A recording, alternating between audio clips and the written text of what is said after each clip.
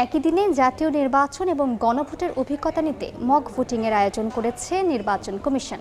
রাজধানীর শেরেবাংলা নগর সরকারি বালিকা উচ্চ বিদ্যালয়ে সকাল 8:15 শুরু হয় ভোট, চলবে দুপুর 12টা পর্যন্ত।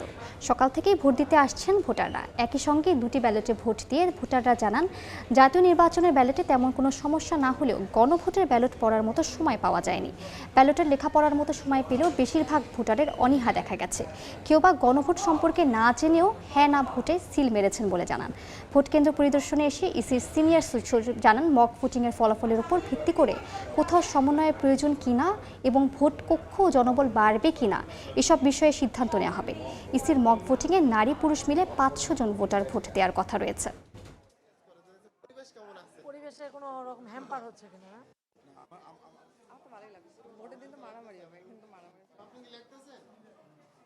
পড়ার তো এখানে সময় আছে কিনা বা ভোট তো দিতে হয়, তাড়াতাড়ি করে দিয়া চলে আসতে হয়। আমি একটু পরে পড়লাম আর কি, দুইটা পড়ছি, তারপর আমি দিয়ে দিচ্ছি আর কি। ওখানে কি সংশোধন চাচ্ছি আমরা সংবিধানের, এটা ব্যাপকভাবে প্রচার করতে হবে। যদি প্রচার না করা হয় তারা পড়বে না, হ্যাঁ বা না দিবে, এটা আসলে তারা কোন জায়গা দিবে তারা নিজেও জানবে না। মক যেটা করা হয় সেটা তো আসলে অনুশীলন, তো আমরা প্র্যাকটিক্যাল যেটা বাস্তব যেটা হবে সেটারই তো একটা কৃত্রিম বা অনুশীলনটাই এটা সর্বক্ষেত্রে এটা প্রযোজ্য ব্যবস্থা।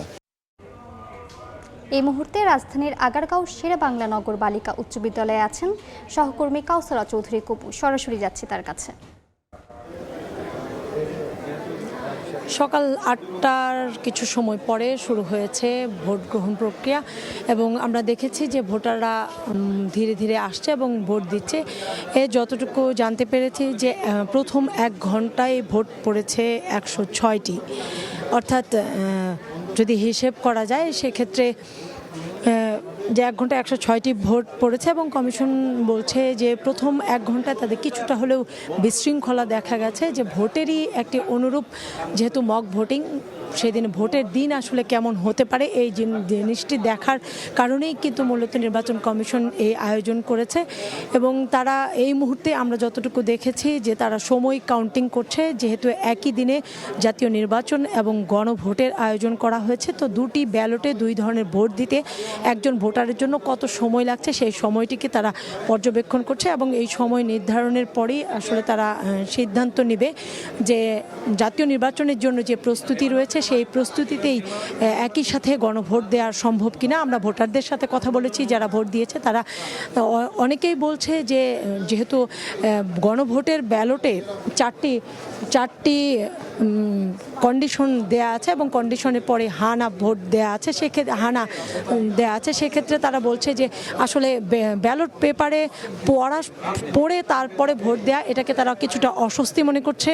অনেকে আবার শিক্ষিত ব্যক্তিরা হয়েও যে হয়তো একবার পড়তে চাচ্ছেন, পড়ার পরে দ্বিতীয় যে কন্ডিশন আছে সেই কন্ডিশনে তারা যেতে চাচ্ছেন না এবং তারা বলছে যে আসলে মূলত প্রচারণার দরকার, যে এই গণভোটের যে ব্যালটে সেটি কি থাকবে সেটি যেন প্রচারণা করে এবং মানুষের যেন জানা এবং বোধগম্য হয় বিষয়টি, সেই বিষয়টিকে তারা মূলত বারবারই ভোটাররা বলছেন। অনেকে বলছেন যে গণভোটের ব্যালটে কি আছে সেটা তারা জানেন না, না জেনেই যে কোনো একটা উত্তর দিয়েছেন এইরকম করছে। বলছে যে যদিও অনেকে বলছে যে হয়তো এখানে সময় লেগে যেতে পারে, এতগুলো পড়বে, নানা কারণ দেখাচ্ছে। তারা বলছে জাতীয় নির্বাচনের যে ভোট সেই ভোট দিতে তাদের কোনো সমস্যা হচ্ছে না, কিন্তু গণভোটের ব্যালটে তারা কিছুটা অস্বস্তি বলে মনে করছে।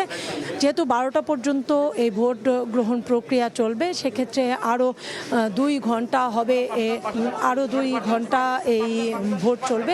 আপনারা দেখতে পাচ্ছেন যে একটা কিছুটা বিশৃঙ্খলা আছে, কিছুটা অনিয়মের মধ্যে আছে। আমরা দেখেছি এর মধ্যে একজন জাল ভোট দেওয়ারও সুযোগ পেয়েছে, অর্থাৎ ভোটটিকে কতটুকু গুরুত্ব দেওয়া হচ্ছে সেটির কিন্তু এখনও সেই ধরনের কোনো আয়োজনের কোনো কিছুই দেখতে পাইনি আমরা। এতক্ষণ সরাসরি যুক্ত ছিলাম রাজধানীর আগারগাঁওয়ে।